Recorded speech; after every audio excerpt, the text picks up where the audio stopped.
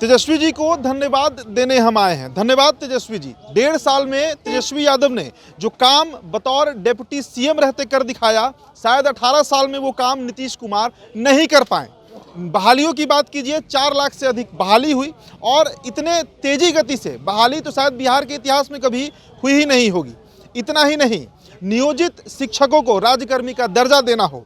Moinul Haq stadium की story जब हम चलाते हैं तो मीडिया में आता है, तत्काल प्रभाव से तेजस्वी यादव उसे रिपेयर करने के लिए आगे बढ़ते हैं। तेजस्वी यादव खेल का क्षेत्र हो या टूरिज्म का क्षेत्र हो, हर तरफ तेजस्वी यादव बहुत आक्रामकता के साथ काम कर रहे थे, लेकिन उस काम पर ब्रेक लगाया गया। आज तेजस्वी यादव सत्ता से बाहर हैं। उनके समर्थक जो हैं वो यहाँ पर आए हुए हैं हौसला अफजाई के लिए, लेकिन आवास के अंदर फिलहाल माहौल बदल चुका है। कई काम तेजस्वी यादव की तरफ से किए गए। स्वास्थ्य विभाग के मंत्री थे बिहार में, लालू प्रसाद यादव के बाद पहले स्वास्थ्य मंत्री बने तेजस्वी यादव। मतलब इस जो सरकार नीतीश कुमार की रही कि औचक निरीक्षण करते थे, डॉक्टरों के बीच एक डर पैदा था कि हमारा स्वास्थ्य मंत्री कभी पहुंच सकता है।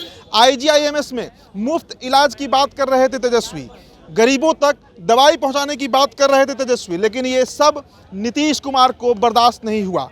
क्या कारण बना? BPSC में इतना बड़ा सुधार बिहार के इतिहास में शायद कभी नहीं हुआ होगा। आपको याद होगा 8 मई 2022 BPSC का पेपर लीक होता है। तेजस्वी यादव डिप्टी सीएम बनते हैं। BPSC में जो मूलचूल परिवर्तन आया उसका गवाह बिहार बना है। हम आदेश जी से बात करेंगे। आदेश जी, किस तरीके से इस बदलाव को देखा जाए? बड़ा बदलाव तेजस्वी करने का प्रयास कर रहे थे, नौकरी भी दिए, 10 लाख नौकरी का वादा किए थे 1.5 साल के अंदर, 18 महीने में 4 लाख नौकरी भी दिए।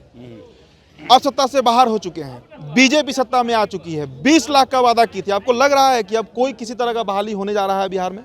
देखिए, संभावना तो कम है। आज सारे पेपर में जो ऐड आया है धन्यवाद तेजस्वी का, आपने कहा आपने किया आप ही करेंगे, 4 लाख से अधिक जो है सरकारी नौकरी, ये अपने आप में बहुत बड़ी बात है। और आप देख लें 2022 में अगस्त से पहले नीतीश यही सरकार थी, एक भी नौकरी 2022 में एक भी जॉब नहीं आया था, बहाली नहीं आया।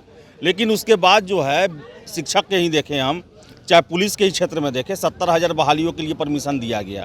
तो देखिए, छात्र जो हैं वो मैसेज कर रहे हैं। उनका कहना है कि तेजस्वी यादव के आने के बाद से बिहार में रोजगार दिया गया। और इनका जो दावा है तेजस्वी यादव का, चाहे जो समाचार पत्रों में आया हुआ है, एकदम से सही है।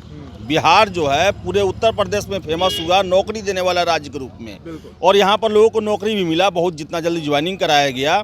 तो आपने BPSC का बात किया, BPSC पहले भ्रष्टाचार का अड्डा था, लेकिन 2022 से भी उसके भी हालात सुधरे, अगस्त से ही।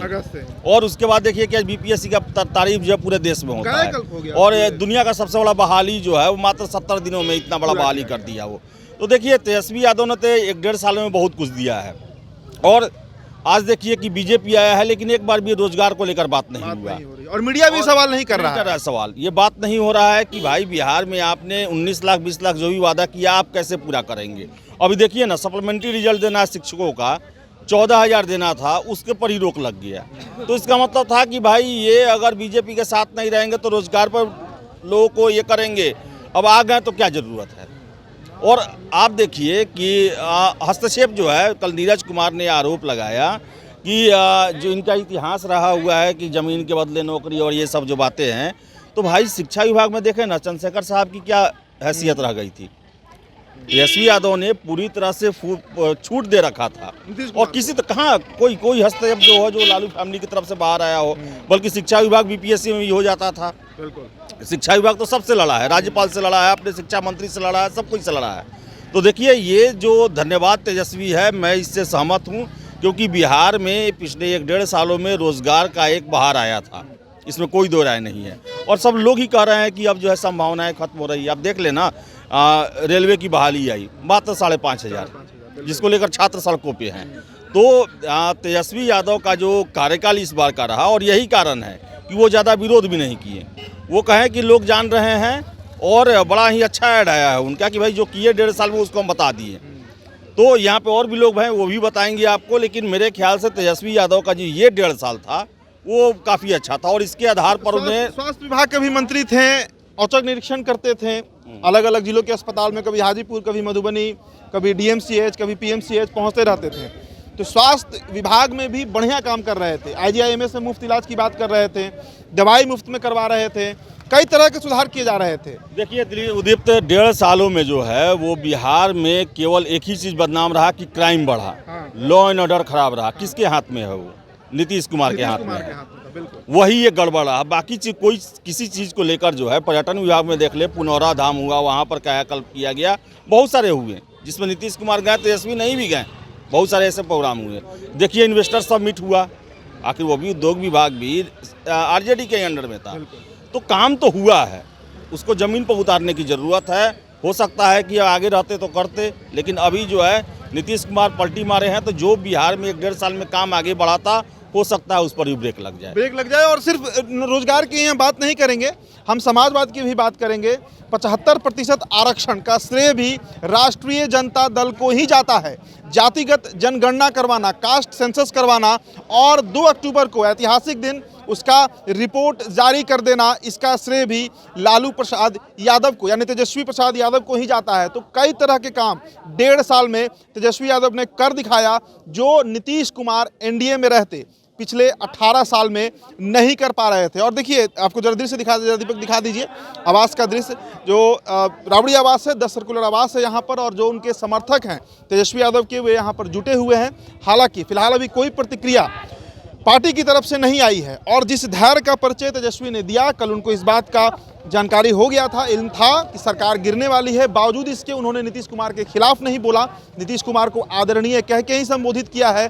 तो धैर्य का परिचय भी तेजस्वी यादव ने दिया है। और बीजेपी ने नीतीश कुमार को अपनाया है, उस नीतीश कुमार को जिनके खिलाफ आज बिहार में एक बड़ा एंटी इनकम्बेंसी दिखता है, उस नीतीश कुमार को जो अब सुशासन बाबू शायद नहीं रहे हैं, उस नीतीश कुमार को जो शायद रोजगार नहीं दे पा रहे थे। तो बीजेपी को इसका क्या फ़ायदा मिलेगा 2024 के लोकसभा में, ये तो समय के गर्त में है। लेकिन फिलहाल बिहार में तेजस्वी यादव की लोकप्रियता बढ़ी है, लोगों का जो एक जन सपोर्ट होता है वो तेजस्वी के प्रति एक सहानुभूति, एक सेंटीमेंट बढ़ा है।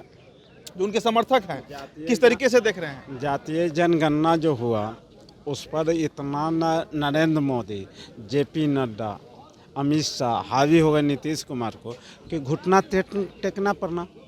सही बात, उस समय जो जदयू और महागठबंधन एक साथ था और सब लोग गए थे दिल्ली में, एक सदस्य टीम बन के गए थे, और वहाँ से आके और जातीय जनगणना हुआ, उससे हड़बड़ा के JP नड्डा और अमित शाह घबरा गए और नीतीश कुमार पर इतना न हावी हुए कि आज सरकार टूट गया सरकार। तो जातीय जनगणना भी एक बहुत बड़ा फैक्टर बना, इसमें कहीं दो राय नहीं है।